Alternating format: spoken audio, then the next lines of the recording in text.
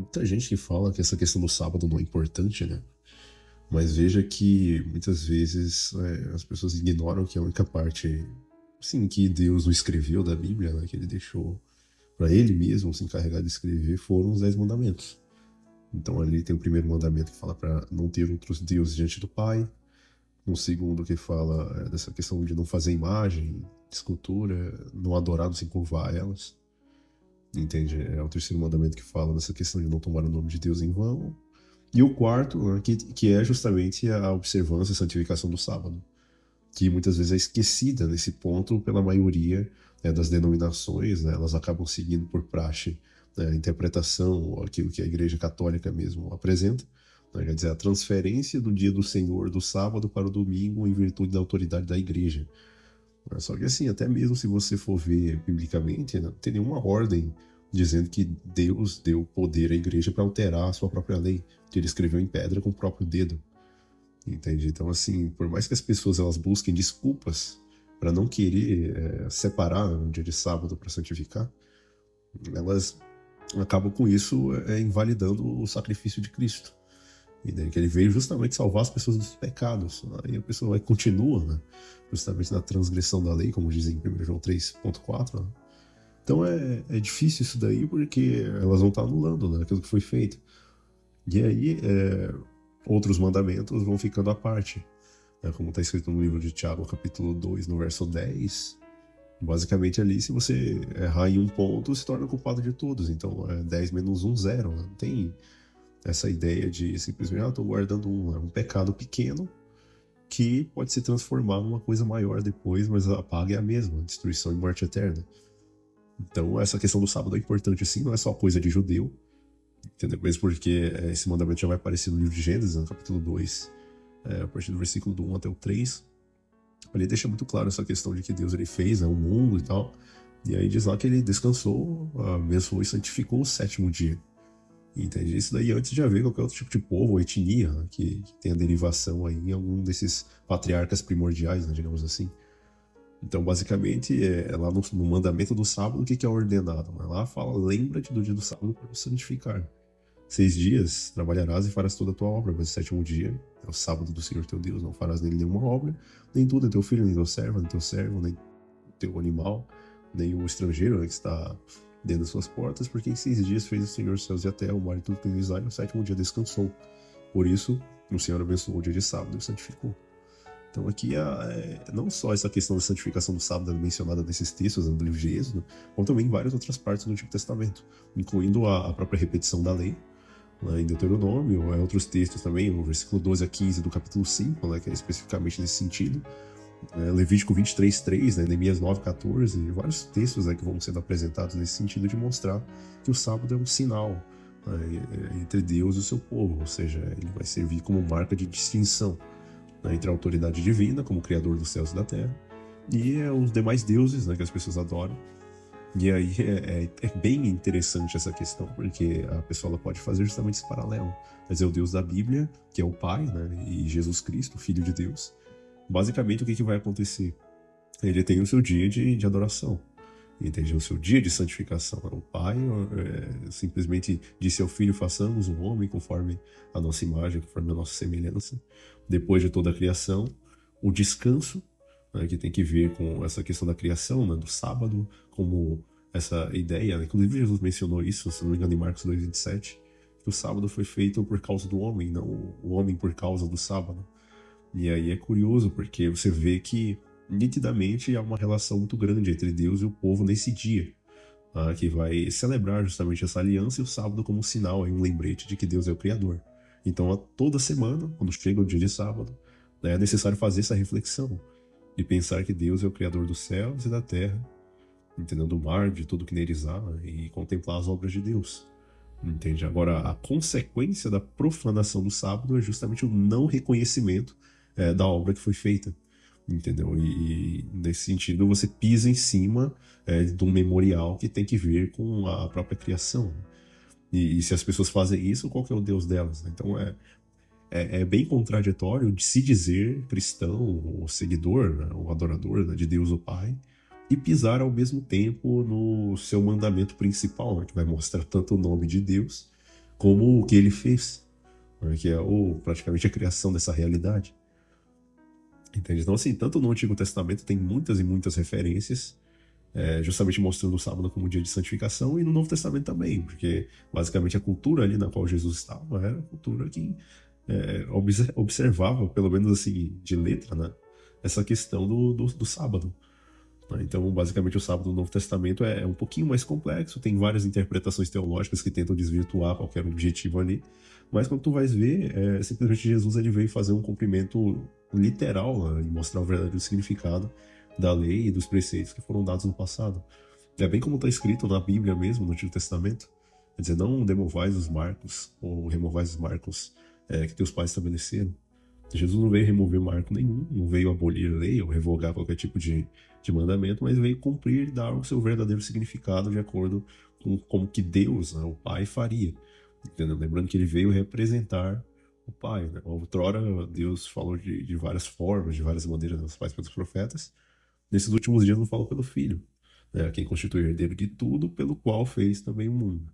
Então, até o próprio Filho observou o mandamento conforme a ordem do próprio Pai. Entende? Então, assim, Jesus várias vezes ele afirmou ser o Senhor do sábado.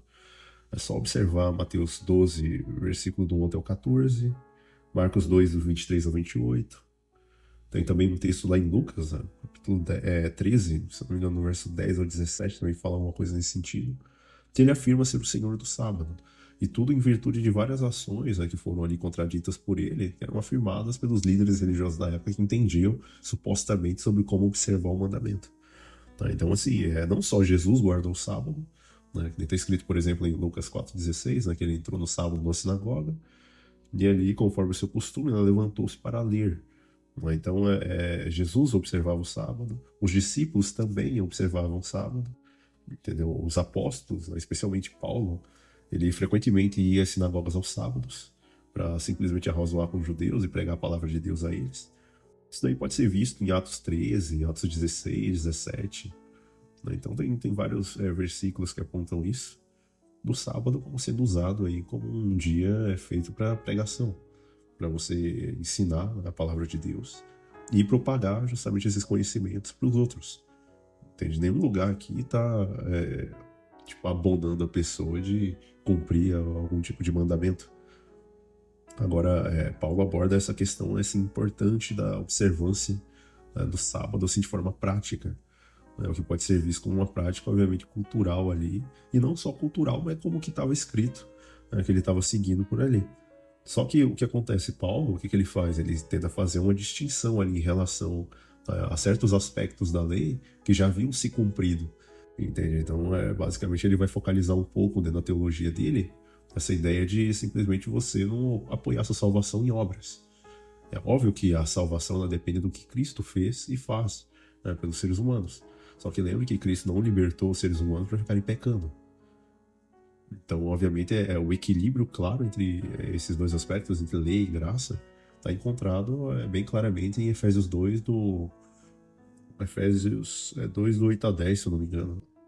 Ele fala assim, pela graça sois salvos, mediante a fé, isso não vem de vós, é dom de Deus, não de obras para que ninguém se glorie, pois somos feitura dele, criados em Cristo para boas obras, quais Deus de antemão preparou para que andássemos nelas. Então aí está bem estabelecido, Cristo salva o indivíduo não para continuar na sua vida de pecado, de transgressão dos mandamentos, mas ele justamente salva para a pessoa viver em conformidade com os mandamentos do Pai. Então, que é totalmente o contrário do que muitos pastores, líderes evangélicos falam. Entendeu? Membros de igreja, líderes, abandonando as pessoas na observância do mandamento, dizendo que, justamente utilizando esse ponto da graça, né, como se fosse uma graça barata que tu é libertado para fazer o que tu quiseres, mas na verdade é um engano. Entendeu? Quando eles dizem por aí que não precisa guardar lei, entendeu? Não precisa guardar sábado, porque isso é coisa de Moisés, o que ele está fazendo? Está fazendo os membros dele continuarem pecando. E o pior de tudo é porque o engano ele chega e as pessoas vão continuar achando que estão salvas nos pecados delas. E muitas das vezes ignorantes elas vão buscar de fato dentro da Bíblia entender qual que é a importância e a validade dos mandamentos. A lei de Deus ela é tão eterna quanto o próprio Deus, porque representa o seu caráter. Então tudo que tem que ver com a forma como Deus lida com os seres que são criados, né, fazem diz respeito àquela lei. Se não houvesse aquela lei ou houvesse alguma possibilidade de alteração, o próprio Cristo não precisaria ter morrido e nem o Satanás teria caído também, entendeu? Se alguma coisa pudesse ser mudada. Aí como é que vem agora uns seres humanozinhos simplesmente dizer que alguns dos princípios da lei foram abolidos ou então foram alterados por autoridade de igreja ou sei lá que ser humano que seja? Então é um negócio perigoso, né? O que esses líderes estão fazendo, levando suas ovelhas a transgredirem um dos mandamentos e achando que está tudo bem e que Deus realmente não vai fazer nada, né? E inclusive alguns preceitos do próprio Estado também têm influído nesse sentido. Eles buscarem cada vez mais tentar abarcar um número de legislação até o nível deles chegarem a intervir dentro desses primeiros 4 mandamentos da lei, entende? Outros também tentam tomar o todo pela parte, né? Então, o que eles fazem, como Jesus resumiu a lei em 2 princípios fundamentais, o amar a Deus e amar ao próximo, eles pegam isso e dizem, não, a gente não precisa guardar o que estava lá atrás, porque esses 2 princípios, eu amo a Deus e eu amo ao próximo. Mas lembre-se, daí é um amor de palavra, porque os primeiros 4 mandamentos têm que ver com amor a Deus e os outros 6 com amor ao próximo. Entendeu? E a lei é um todo, indivisível, como se fossem elos de uma corrente. Onde você quebra um, simplesmente todos vão de ralo. Tá? Então, assim, essa questão da lei e da graça tem que ficar muito clara, porque as pessoas, o que elas fazem? Elas querem desculpas para continuar pecando, desculpas para continuar no erro, entendeu? Desculpas para continuar enganando também. E quem quiser ir na onda delas vai, né? Simplesmente isso. Desconsidera a lei, desconsidera os preceitos, desconsidere o que está escrito, o que foi feito e estabelecido como marcos antigos, e simplesmente viva a sua vida, né, desse jeito, pensando que está salvo. Entende? De acordo com Romanos 14, né, Paulo ele descreve e fala um pouco sobre essa questão da liberdade, né, de não considerar, assim, digamos, um dia mais sagrado do que o outro, mas considerar todos os dias iguais. E enfatiza aí que cada um deve estar plenamente convicto de sua própria mente diante de Deus. Então, muita gente pega essas passagens e diz, então, tá vendo? Então isso significa que a gente está liberado, né, para poder fazer o que quiser no sábado. Só que na verdade não. O que Paulo está enfatizando é simplesmente que não se deve ter essa ideia de vacilo na mente diante de Deus, né, no tocante a essa questão de dias. Entende? Lembrando que muitos dos judeus da época, eles ainda continuavam observando aquelas cerimônias antigas que apontavam para Cristo, que tinha que ver com festas de lua nova ou outros aspectos cerimoniais antigos. Mas de forma alguma ele está falando claramente aqui de que está desobrigando as pessoas de observarem, digamos assim, o sábado, entende? Inclusive mesmo, como foi citado, várias vezes ele ia à sinagoga ao sábado, justamente porque isso daí era algo importante, entende? Outro detalhe também é que mesmo num território pagão, como diz lá em Atos 16, no versículo 13, né, Paulo também observou o sábado, indo para a natureza, observando as obras de Deus, meditando, entende? Isso daí é muito importante, né, nessas considerações. Agora, por que o pessoal fica arrumando pelo em ovo, né? Ou então chifre em cabeça de cavalo, para arrumar uma desculpa, não para não guardar o sábado, mas para guardar o domingo, né? Que é outra aberração do papado romano, entendeu? Essa questão de primeiro dia da semana, quando você vai ver na Bíblia inteira, entendeu? Se eu não me engano, existe 8 ou 7 passagens só, que não falam nada de observação de domingo, entendeu? Então, no Novo Testamento, se diz lá que os cristãos se reuniam no primeiro dia da semana, de acordo com Atos 20, verso 7, né, algumas questões de ofertas em 1 Coríntios 16, 2, né, e eles interpretam isso como sendo uma mudança. Né? Tá vendo aqui? Deus está querendo mudar do dia do sábado para o domingo, mas não diz claramente e só se responde a doutrinas bíblicas com claro, assim diz o Senhor. Onde está escrito. Não só de pão viverá o homem, mas viverá de toda a palavra de Deus. Então, basicamente, o Novo Testamento ele vai relatar a observância do sábado, tanto de Jesus, dos apóstolos, inclusive aquelas mulheres que embalsamaram o corpo de Jesus. Diz lá, se não me engano, em Lucas 23, que elas descansaram segundo o mandamento, entendeu? E o próprio Jesus, mesmo depois da morte, ainda descansa no sábado, entendeu? Vindo a sua atividade normal no primeiro dia da semana. Então é bem claro essa ideia de que a guarda do sábado, o 7º dia, é um mandamento claro, um mandamento extremamente repetido, é um negócio tão exaustivo que dá dor de cabeça às vezes, de tanto que é repetido isso várias e várias e várias e várias vezes, entendeu? São mais de 100 e poucos versos que ganham não só assim rating por questão de conteúdo, né, mas também numeração, que esmaga qualquer outro tipo de interpretação que venha, né, de fora. Então é algo muito claro. Até hoje os próprios judeus também utilizam, guardam, observam o sábado, embora os outros mandamentos sejam tão importantes quanto, né? Mas o fato é que o sábado ele é mencionado também no Novo Testamento, no livro de Hebreus, se eu não me engano, no capítulo 4, né, que fala acerca do descanso. Então resta para nós um descanso ainda. Entendeu? Então tem que continuar necessariamente observando, honrando as leis, mas fazendo valer aquilo que Cristo fez na cruz. Se ele nos salvou, então é óbvio que tem que corresponder com isso, não pecando, não buscando simplesmente pisar na lei que justamente condenou o ser humano, em primeira instância, né, por causa da desobediência. Então é muito claro isso. Então, literalmente, quando você pega os versos bíblicos literais, entendeu? Dentro da raiz do que está escrito, literalmente, a Bíblia inteira vai ordenar a guarda do sábado. Tá? Entendeu? E aí, no Novo Testamento, era algo tão óbvio que não precisava repetir mais, porque já tinham repetido tanto, só que alguns acham que, não, ali tem uma perspectiva velada, né, que é concentrada em Cristo e na tal da liberdade da graça, que leva, então, as pessoas a transporem a obrigatoriedade da observância do sábado para, então, o domingo, né, em homenagem à ressurreição de Jesus, quando ele mesmo nunca disse nada a respeito. Muito pelo contrário, o que Jesus disse? Que tinha observado os mandamentos do seu Pai e no amor dele permanecia. Entendeu? Não veio mudar a lei, não veio alterar, não veio mudar de sábado para domingo, e muito menos usar a ressurreição como uma desculpa para isso. Lembrando sempre, que não foi falado, se a lei pudesse ser alterada, o diabo não caía, não precisava ter caído no céu, e Jesus Cristo não precisaria ter morrido, e muito menos os primeiros pais ter simplesmente sido expulsos, né, do jardim. Mas justamente porque a lei não pode ser mudada ou revogada, que tudo isso aconteceu. Entende? Porque a lei, ela representa o fundamento básico do governo de Deus, e ela diz claramente que qualquer pecador tem que morrer eternamente. Entende? Qualquer pessoa que peque, entendeu? Que transgrida algum tipo de mandamento, tem que ser eliminado do universo com toda a força possível. Entende? Porque é um perigo à paz universal. Entende? Então, assim, o reclamo da lei é a condenação eterna, mas graças a Deus por Cristo que nos livrou da tal da maldição da lei, né, que é justamente essa condenação absurda, que simplesmente por causa de um pequeno erro a pessoa perder aí a vida eterna. Porque a lei, ela abarca não só a questão comportamental, né, aquilo que é falado, mas também o que é pensado também.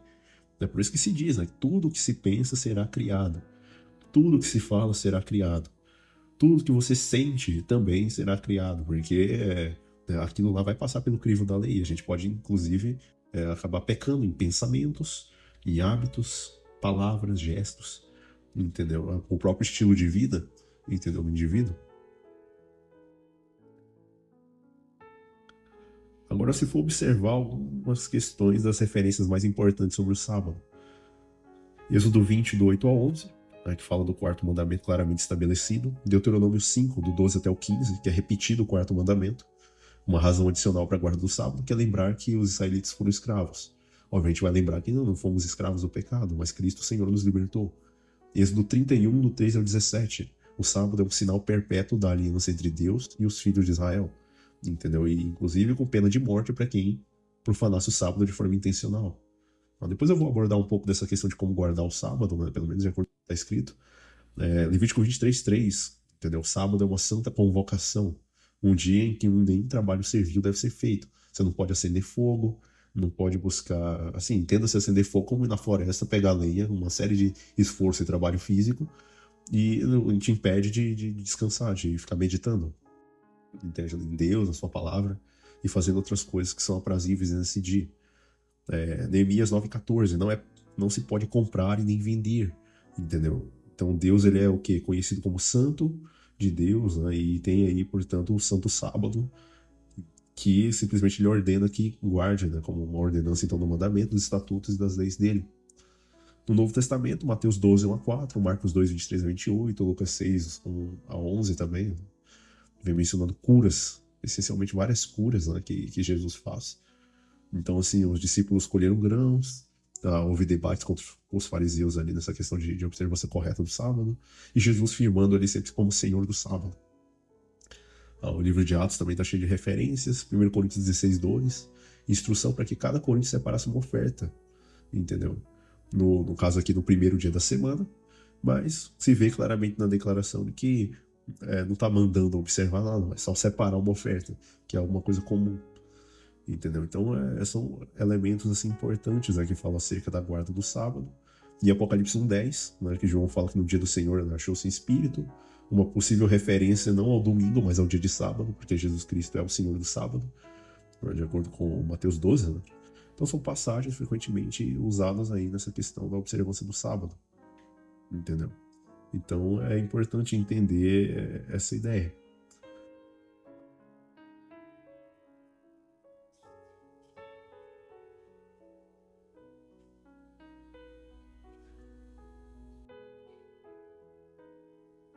Agora, uma coisa importante também é que não há uma ordem explícita no Novo Testamento que revogue o mandamento de guardar o sábado. Entendeu? É impossível isso. Deus não muda, né? Como diz lá em Jeremias. Jeremias não, é Malaquias 3, se não me engano, verso 6, né? Que fala: porque eu, Senhor, não mudo, portanto, vós, filho de Israel, né, por isso que vós não sois consumidos. Um negócio assim que ele fala, mas fica bem claro essa questão de que a observância do sábado é bem nítida. Né? Alguns pontos importantes para considerar nessa questão, lembre-se, né? A ausência do mandamento direto, para observar qualquer tipo de mandamento que não seja o sábado, entendeu? O sábado é que é apresentado como um mandamento direto para ser observado. Tá? Geralmente as pessoas dão muita ênfase na ressurreição de Jesus, mas ele mesmo deu pouca importância a isso e pediu para o povo guardar a lei, e o sábado está lá dentro. Inclusive no livro do Apocalipse, né, fala que a Arca da Aliança foi vista no Santuário Celestial, e lá dentro tem também os 10 mandamentos, conforme estabelecidos. Só que não aqueles que Deus entregou para Moisés, né, mas os reais, os verdadeiros. Entendeu? Estão lá em cima. Os originais, né, digamos assim. Outros consideram as práticas da igreja primitiva, que depois de algum tempo começou a observar o domingo e tal.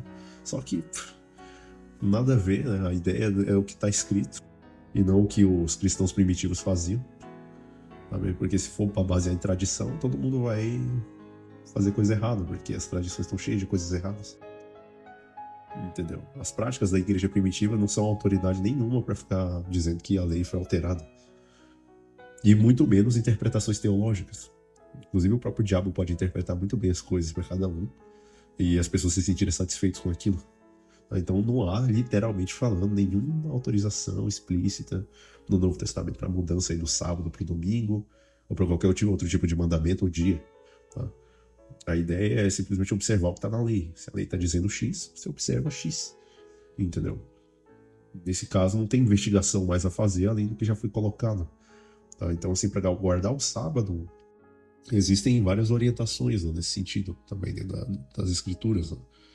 Porque o primeiro ponto lá, principalmente em Êxodo 20, né, do 8 até o 11, ela fala para lembrar do sábado, lembre-te do dia do sábado. Então a atitude mental nesse dia é reconhecer a importância e a santidade especial que esse dia tem em relação aos outros. Então ali o pensamento tem que buscar essa santificação. Então, uma santificação, uma atitude mental de reconhecimento de santidade. O sábado também envolve a ideia da santificação do dia, separá-lo para um propósito totalmente diferente dos outros dias da semana.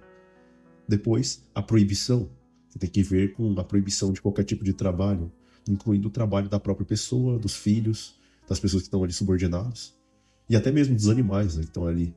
Entendeu? Ninguém tem que trabalhar, tem que ficar ali, entendeu? Fazendo outras coisas com o propósito, conforme vai ser estabelecido aqui nos outros versículos. Entendeu? Reconhecer o sábado como o dia do Senhor, que pertence a Deus, e um tempo dedicado a Ele. Então não é para roubar a Deus as horas do sábado, principalmente dormindo até mais tarde ou então comendo comida pesada, que vai prejudicar, né, nesse caso, a parte mental de estar de comum acordo com aquilo que se espera do dia. Entende? O sábado é o dia do Senhor e reflete então essa ideia de descanso, ou seja, é um momento de desligar literalmente do mundo, das suas atividades ao longo da semana, né? Tem que parar com tudo, cortar o pensamento dessas coisas e literalmente descansar, entendeu? Mentalmente falando. Não é uma questão só de não toma banho no sábado, não sei o quê, que nem muita gente fala, né? Que é até curioso, é estranho isso daí, né, que prova o desconhecimento que se tem em relação ao dia. Então, basicamente, a atitude mental é muito mais importante. Refletir sobre o descanso na criação. Tem outras passagens que revelam outros propósitos, né, ou de coisas que podem ser feitas no sábado, por exemplo, Êxodo 16:29, né, que vai falar aí no contexto do maná, que o povo foi instado por Moisés a permanecer nos seus lugares no sétimo dia, sem sair para coletar alimento. Quer dizer, Deus vai prover em dobro na sexta-feira, e aí simplesmente no sábado você não colhe, porque na sexta você colheu em dobro. Tá? Então a sexta-feira sempre provê mais um pouco para o sábado, entendeu? Para que não haja nenhuma complicação na adoração a Deus nesse dia. Tá? Então, restrição completa de atividades cotidianas e principalmente essa ideia de busca de comida, entendeu? De acordo com o Êxodo 35, no versículo 3, né, é especialmente proibido também acender fogo em habitações no dia do sábado. Quer dizer, qualquer tipo de esforço físico que leve em conta você sair lá para fora, pegar lenha e acender fogo assim de uma forma extremamente exaustiva, desgastante, isso daí é proibido, entendeu? Tarefas domésticas essenciais também, que não se deve fazer no dia de sábado, porque vai comprometer a adoração. A pessoa vai limpar a casa no sábado, vai fazer alguma outra coisa que comprometa o espírito do dia, né, digamos assim. De acordo com Neemias 10:31, após o exílio do povo, o povo se comprometeu o quê? Não comprar e vender no sábado, entendeu? Óbvio que assim, existem ocasiões especiais, uma pessoa tá morrendo, aí beleza, pra ajudar o próximo, tu vai e compra alguma coisa no sábado. Só que assim, tipo, esporadicamente, ou então sem nenhum tipo de razão em benefício do próximo que te leve a comprar ou vender alguma coisa no sábado, isso daí é terminantemente contra e é proibido dentro do que está escrito. Entendeu? De acordo aí com Neemias 10:31. Porque a ideia é não comprar e não vender nesse dia. Entende? Qualquer relação comercial, essas coisas aí, são terminantemente proibidas, de acordo com o que está escrito. Então, não é só a questão das ações, né, que envolve o ganha-pão, mas também essas atitudes corriqueiras que tem durante a semana. De acordo com Isaías 58, verso 13 também, não se pode ficar pensando os seus próprios pensamentos e nem falando as suas próprias palavras. Entendeu? A atitude mental tem que estar concentrada, entendeu? Em Deus, na sua palavra, no estudo, e não nas coisas terrenas. E as palavras também, né? Porque Jesus fala claramente que a boca fala do que está cheio o coração. Então, se a pessoa busca ficar falando de coisas corriqueiras, coisas triviais, coisas que meio que não tem nada a ver com o espírito do dia, isso daí também é terminantemente proibido. Então, os caras falar de fofoca, falar de time de futebol, do tanto de negócio que fez ao longo da semana, né? Palavras vãs, né? Que não aproveitem nada para o dia. Muito pelo contrário, tende a desviar a mente do foco principal, que é a adoração e a santificação do dia. Tá? Por isso que o sábado é a grande pedra de toque nessa questão do conflito entre o bem e o mal nos últimos dias, né? Porque vai ser a oposição entre a besta e a sua imagem, né? Obviamente a trindade, e o domingo, junto com o papado, contra os servos de Deus, né? Que guardam os mandamentos de Deus e tem a fé de Jesus, né? Quer dizer, as pessoas que observam os mandamentos. E aí vai ser provado que pela observância do sábado, a pessoa chega a cumprir todos os mandamentos. Entendeu? Porque dentro do sábado é contemplado todos esses aspectos que tem que ver tanto com o amor a Deus, quanto o próprio amor ao próximo. Entende? Então, assim, além de abster-se do trabalho, tanto para si como também nesse sentido, o sábado também envolve essa questão de ser um dia pertencente a Deus, um dia totalmente dedicado a Ele. Então, Deus descansou, a gente também descansa, conforme está escrito. Então, assim, além dessa ideia de simplesmente não comprar e vender também, abster-se de todo tipo de trabalho, permanecer no seu lugar ou residência, evitando viagens desnecessárias, ou então longas e longas distâncias, né, que vão acabar consumindo energias físicas em demasiado. Questão de realizar atividades domésticas, não se envolver em comércio ou negócios. Reconhecer de fato a santidade do dia, né, em memória ao descanso que Deus fez e também o relacionamento que Ele pretende ter no dia com as pessoas. Óbvio que assim, há interpretações, só que tem que ficar com o que está escrito. Então, basicamente, o reconhecimento, né, de acordo com o Êxodo 31:13, reconhecer a santidade do dia do sábado em memória, então, ao seu descanso da criação, o descanso de Deus como sinal, então, da aliança entre Deus e Israel. Então, o sábado vai ser basicamente a pedra de toque, porque, infelizmente, é um teste que foi colocado para o povo de Deus, no sentido se eles se deixarem vão ver ou não, se eles cumprem a lei ou não. Então, é uma coisa assim que revela de fato, né, o nível do cristianismo que a pessoa tem. Porque se ela chega a cumprir, né, pela graça de Deus, o mandamento de forma correta, conforme está escrito, não falando palavras vãs, simplesmente deixando de fazer a própria vontade dela no dia, aí ela consegue, obviamente, é vista pelo céu como uma pessoa fiel a Deus, né, dentro do mandamento. Tá? Então, basicamente, é uma coisa importante. Tá? No sábado, também a Bíblia dá algumas certas indicações também no sentido da cessação do trabalho. Isso daí está claramente, né? A questão da santificação do dia, a memória, né, em torno da criação e da libertação. No sábado é propício para se reunir. Tá? O tempo ele pode ser dedicado à comunhão, né, com outros crentes na adoração, envolve conversa sobre temas espirituais e a participação, no caso, nos ritos religiosos, né, digamos assim. Historicamente, o sábado era um tempo também para leitura e ensino da lei, de acordo com Atos 15 e 21. A discussão, então, de reflexões sobre a escritura, passagens ali que foram, de certa forma, mal compreendidas, então a pessoa tenta estudar, né? O estudo é essencial também nesse dia.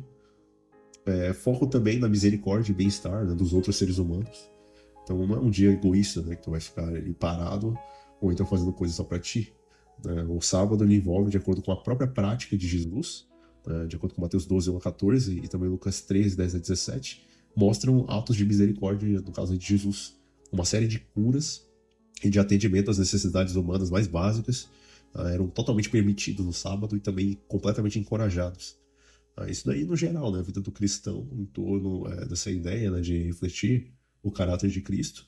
Óbvio que todos os dias, né, tem que ser realizadas ações assim, mas obviamente no sábado em particular, né, extremamente, né, colocado essa questão de ser permitido e encorajado esses atos que tem que ver com as necessidades humanas, né? Você prover ali alguma coisa, então demonstrar atos de misericórdia, no caso de Jesus, realização de curas, sugerem o quê? Pensamentos, conversas sobre também como ajudar os outros, né? Expressam de certa forma o amor de Deus também. Tudo isso aí seria dentro do dia.